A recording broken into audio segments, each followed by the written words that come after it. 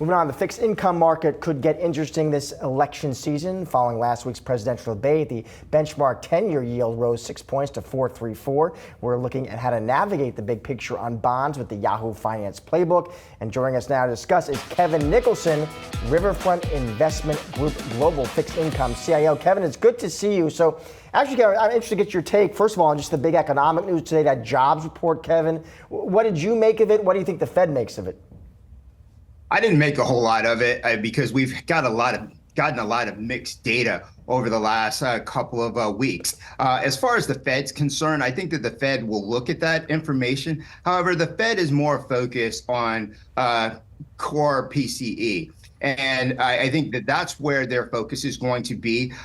Core PCE dipped in May and only rose, 0.1% month over month. However, in June, it's forecast to rise at 0.21% month over month. And then in July at 0.22% month over month. So if you just hold that June level for the rest of the year, you're going to get core PCE at 2.95%. And I think that is more important to the Fed than the jobs report right now.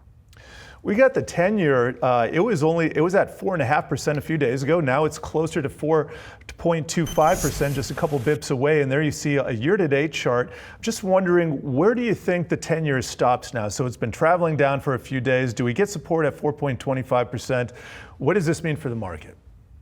Well, I think that if we're going to see the 10-year drop below that, we need to, from a technical standpoint, it needs to break through 420. And thus far, it hasn't been able to do that. I think that in order for the 10-year to go lower, you're going to have to see something break, or we're going to have to have a more risk-off market. Right now, I think that the 10-year is pretty much range-bound between 4 and 4.5% for the second half of the year. I think that if we get the Fed to pull back and delay their rate cuts, we'll see the 10-year go back into that 435 to 450 range.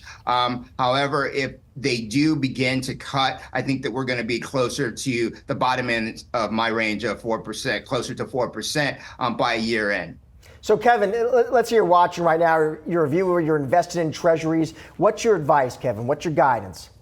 So we own treasuries in our portfolios, but it's at the back end of the curve, and we did that through strips. But for the general portion of our portfolio, and we would actually look at the 3 to 10-year part of the curve. We like taking credit risk over interest rate risk. So we want to buy those companies bonds that are investment grade, that are going to give us an additional yield of about 100 basis points in the investment grade world.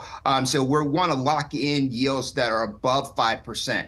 And then in the non-investment grade world, when we think about high yield, we want to stay at the front end of the curve, but we want to be able to pick up an incremental, 300 basis points or so. And we only recommend a high yield for those clients that have a longer time horizon beyond 5 years. For that client that has a time horizon inside of 5 years, we're focused on the investment grade credits.